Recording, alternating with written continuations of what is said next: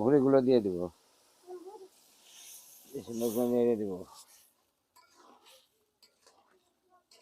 ভুঁড়ি দিয়ে বুটের ডাল রান্না করবো। তাই চলে আসলাম আজ আবার তোমাদের জন্য নতুন এক রেসিপি নিয়ে। আজকে আমি বুটের ডাল দিয়ে গরুর ভুঁড়ি রান্না করব।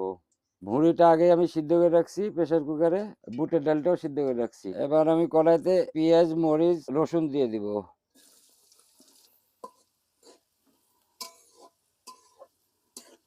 জিরে দিয়ে দেব। এবার আমি তেজপাতা, এলাচ, দারচিনি, লং দিয়ে দেব।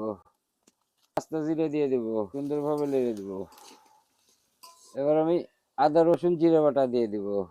এবার হলুদ, মরিচ, গুঁড়া জিরা, লবণ দিয়ে দেব, দিয়ে সুন্দরভাবে নেড়ে দেব। হালকা করে একটু পানি দিয়ে দিব, ঢাকনা দিয়ে ঢেকে দিব। এই যে মশলাটা কষানো হয়ে গেছে, এবার আমি ভুঁড়িগুলো দিয়ে দিব, ভুঁড়িগুলো দিয়ে দিব, সুন্দর করে নেড়ে দিব। এবার ঢাকনা দিয়ে ঢেকে দিব। এই যে ভুঁড়িটা আমার কষানো হয়ে গেছে, এবার আমি বুটের ডালগুলো দিয়ে দিব। এবার হালকা করে একটু পানি দিয়ে দিব। এই যে রাইস কুকারের লেগে আছে, এগুলো ধুয়েই পানি দিয়ে দিলাম,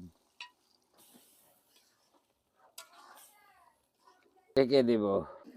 এই ডালটা কষানো হয়ে গেছে, এবার আমি ঝোল দিয়ে দিব,